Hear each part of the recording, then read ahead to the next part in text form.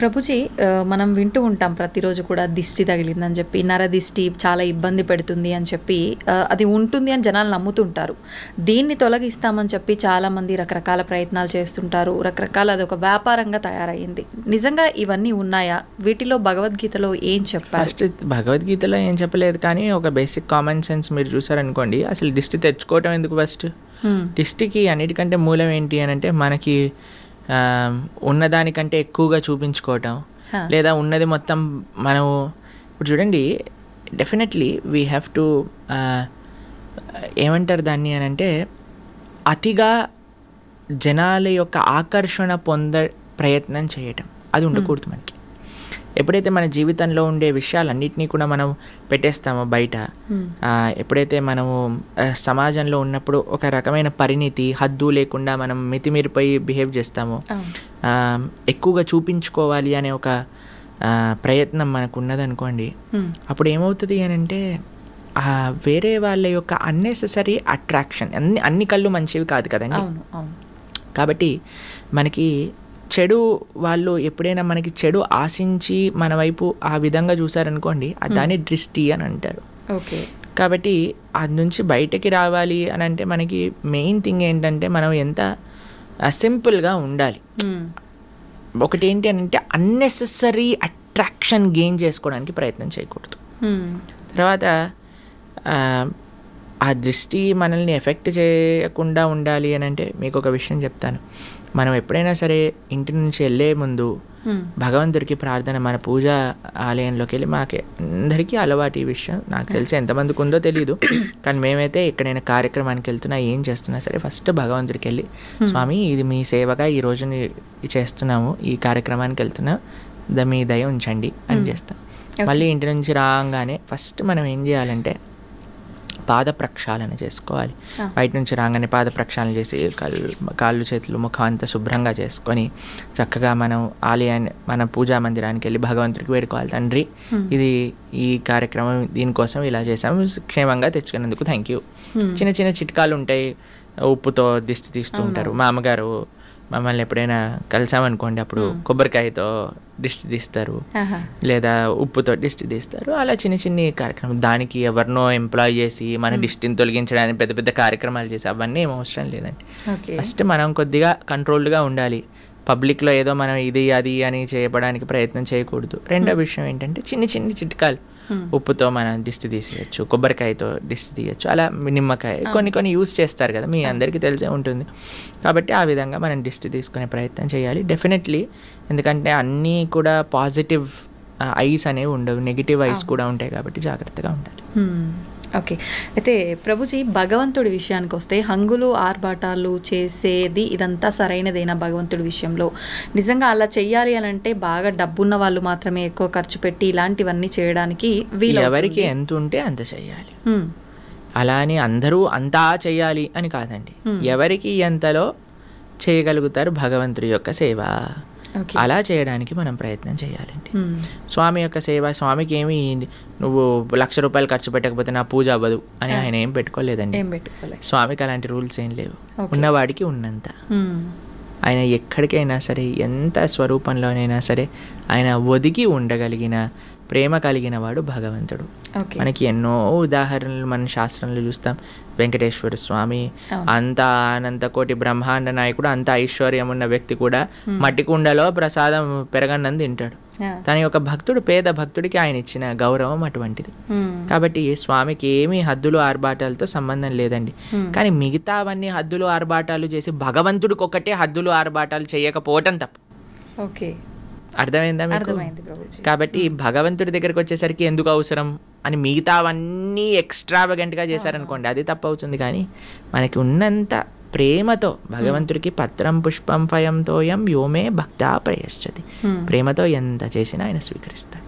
Okay Prabhuji, చాలామంది చూస్తుంటాం, ఒక కోరిక కోరుకోవడము, కొద్ది రోజులు ఒక దేవుణ్ణి పూజించటము, తర్వాత వాళ్ళు అనుకున్నది నెరవేరకపోతే ఆటోమేటిక్గా వేరే దేవుడి సైడ్ మారిపోవడము, ఎవరైనా అంటే సోషల్ మీడియాలో ఒక దేవుడి గురించి ఎక్కువ ప్రత్యేకంగా చూపించడం వల్ల ఆ దేవుడికి అట్రాక్ట్ అయిపోయి అటు మారిపోవడము, ఇలా రకరకాలుగా చూస్తుంటాం. నిజంగా దేవుళ్ళని మార్చడం అనేది కరెక్టే అంటారా? మనకి ఇవన్నీ ఎందుకు వస్తుంది అని అంటే, నా కోరిక తీరాలి అనే ఒక భావన ఉంది కాబట్టి. ఆ కోరిక నుంచి ఫస్ట్ ఆ మెంటాలిటీ నుంచి బయటికి రావాలి.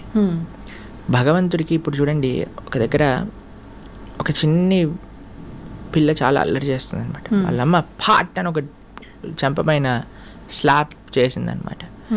ఆ చిన్ని పిల్ల అని ఏడుస్తూ మళ్ళీ వాళ్ళ అమ్మని పట్టుకుంది. ఏం చేయాలి? వాళ్ళ అమ్మని వదిలేసి వెళ్ళిపోవాలి. కానీ ఆ పిల్ల అలా కాదు, అని ఏడుస్తూ వాళ్ళ అమ్మని పట్టుకుంది. అప్పుడు అయ్యో అని వాళ్ళ అమ్మ ఇదే చేసి మళ్ళీ కలిసిపోయి వెళ్ళిపోయారు అనమాట. ఆశ్రమంలో మేము చూసాం ఈ సిచ్యువేషన్. కాబట్టి భగవంతుడు ఏం చేసినా సరే ఆయననే మనం ఆశ్రయించాలి. అందుకే కదా నాకు ఈ కోరిక తీరితేనే ఈ నిన్నట్టు లేకపోతే లేనట్టు అని మతాలు కూడా మార్చేస్తున్నారు కదా జనాలు. ఎంత అన్యాయం చూడండి, మతాన్ని మార్చేసుకుంటున్నారు. దేనికోసం? అసలు ఈ హిందువులు వాళ్ళ శాస్త్రాలు వాళ్ళకి తెలియదు, అర్థం చేసుకోవడానికి ప్రయత్నం చేయట్లేదు. ఎవడో ఒకడు వచ్చి ఇది కరెక్ట్, ఇది లేకపోతే నువ్వు ఇది అది అని పిచ్చి మాటలు మాట్లాడి మా దగ్గరకు వచ్చేసే కష్టాలన్నీ పోతాయి. ఈ కష్టాలు పోవు. ఈ ప్రపంచంలో ఉన్నంత వరకు కష్టాలు అనుభవించవలసినదే. కాబట్టి నీ ధర్మం నీకున్నప్పుడు దాన్ని ఆచరించు, అంతేకాని ఎదుటివాడి దగ్గరికి. అందుకే నేను చెప్తున్నాను, ఫస్ట్ ఆధ్యాత్మికవేత్తలు ఆపాల్సిన విషయం ఏదన్నా ఉంటే భగవంతుణ్ణి కోరికలు తీర్చే ఒక ATM మషిన్గా ప్రజెంట్ చేయటం ఆపేయాలి. కోరికలు అడగడానికి భగవంతుడు కాదు, భగవంతుడి కోరికలు తీర్చడానికి, భగవంతుడి యొక్క సేవ చేయడానికి మనం ఉన్నాము. ఇది నిఖచ్చైన నిజమే. ప్రభుజీ, భగవంతుడిని కోరుకుంటారు, మొక్కులు మొక్కుతారు, ఆ మొక్కులు నెరవేరుస్తుంటారు. ఇదంతా నిజంగా భక్తి అనుకోవాలా, ఒక వ్యాపారం అనుకోవాలా? వ్యాపారమే కదండి. మీరు కొనుక్కున్నారు, EMIలు కడుతున్నారు అని అంటే అది వ్యాపారమే కదా. అవును. భక్తి అంటే భక్తిలో కోరిక ఉండదు, భక్తిలో సేవ ఉంటుంది.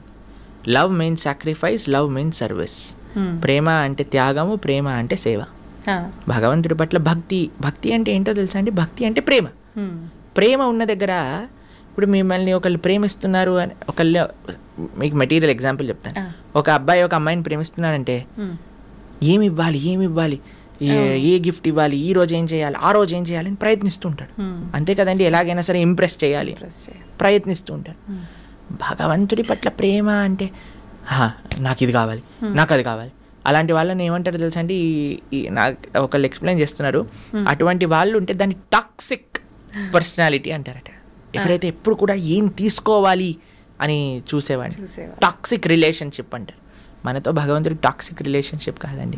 మనకి భగవంతుడి పట్ల భక్తి అనే మాట మీరు వాడుతున్నారు అని అంటే స్వామికి ఏ సేవ చేయగలుగుతాను, స్వామికి ఏ విధంగా ఆరాధన, స్వామి యొక్క మాటలు విని నేను ఎలా మారగలుగుతాను, స్వామి యొక్క సేవగా 10 మందికి ఎలా నేను మంచి మార్గాన్ని తెలపగలను, ఎలా సమాజానికి, దేశానికి, ధర్మానికి సేవ చేయగలను అని ఆలోచించడమే భక్తి.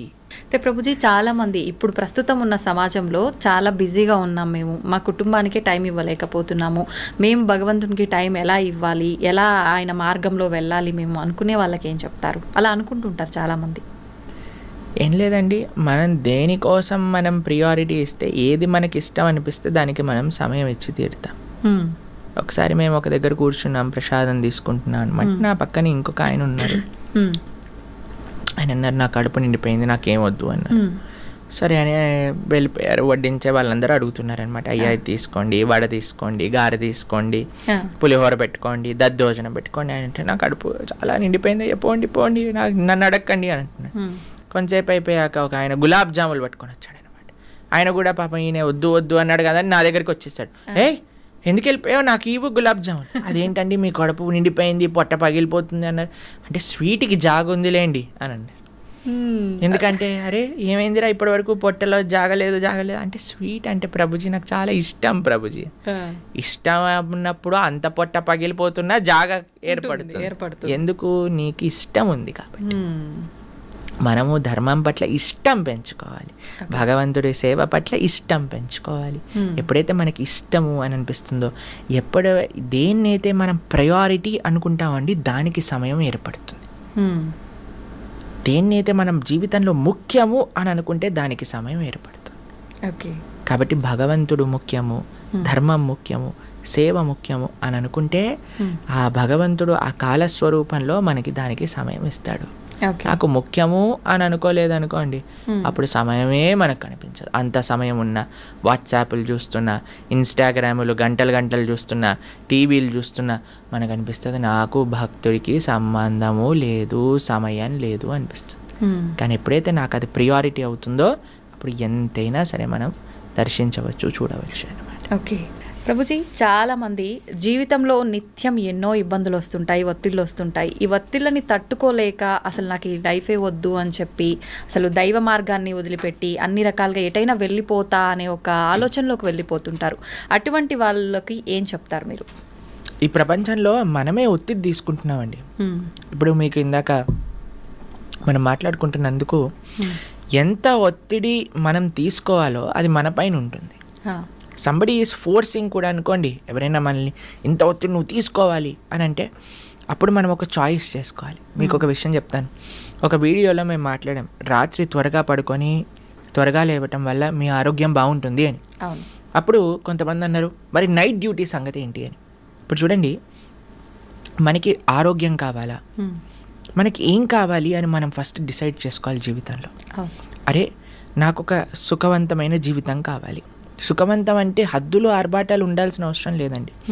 మన కుటుంబంతో స్పెండ్ చేయడానికి మనకు సమయం ఉందా, మన ఆరోగ్యాన్ని మనం జాగ్రత్తగా చూసుకుంటున్నామా, ధర్మాన్ని చేయగలుగుతున్నామా, భక్తిని చేయగలుగుతున్నామా, ఒక సింపుల్ లైఫ్, ఏదైతే బ్యాలెన్స్డ్ లైఫ్, ఆరోగ్యంగా కుటుంబంతో సమాజం కోసం ధర్మం కోసం ఉండే ఒక జీవితం, అది మన లక్ష్యం అనుకోండి. మనం దానికి తగ్గట్టుగా ప్రయత్నం చేస్తాం. అవును. మనం ఏం చేస్తున్నాము అని అంటే ఒత్తిడి పెంచేసుకుంటున్నాం మన పైన. ఇప్పుడు ఇందాక మనం ఒక ఎగ్జాంపుల్ చెప్పాం, మన గ్రైండర్ తిరగటం. అప్పుడు ఏం చేసిందంటే ఒకసారి మేము అలా చేస్తుంటే మా అమ్మగారు చెప్పారు, దాన్ని ఫస్ట్ పక్కన పెట్టు, కొద్దిసేపు వాడకు, చల్లారని, దాని తర్వాత మళ్ళీ గ్రైండ్ చేయి, అప్పుడు వస్తుంది. అప్పుడు ఫ్యాన్ వేసి చల్లార్చడానికి పెట్టేస్తాం, అది ఒకసారి చల్లార్చాక మళ్ళీ గ్రైండ్ చేసేస్తాం. అంతే కదండి. అవును ప్రభుజీ. మనం ఎప్పుడైతే ఆ ఒత్తిడి అనేది మనం ఫీల్ అవుతామో we should take a break. Permanent break కాదండి. చాలా మంది అనుకుంటారు అయిపోయింది ఇంకా నా జీవితం వేస్ట్ అని. కాదు, ఒక టెంపరీ బ్రేక్ తీసుకో. ఒక దగ్గరికి వెళ్ళు, ఒక ఆశ్రమానికి వెళ్ళు, ఒక క్వైట్ ప్రదేశానికి వెళ్ళు, ఫోన్ కట్ చేసేయి, నీతో నువ్వు గడుపు, ఒక మెడిటేషన్ చెయ్యి, నామజపం చెయ్యి, ఒక ఆశ్రమానికి వెళ్ళి సేవ చెయ్యి. ఎప్పుడైతే నువ్వు ప్రపంచంలో ఉండే కష్టాలు ఎప్పుడైతే చూస్తావో, మా ఆశ్రమానికి వస్తే ప్రతిరోజు అక్కడ అన్నదానం జరుగుతుంది. అక్కడ ఎంత పూర్ పీపుల్ అంటే వాళ్ళు కేవలం నెల రోజులలో అన్నము ఒక పప్పు చేసుకుంటే వాళ్ళకి చాలా పెద్ద విషయం అన్నమాట.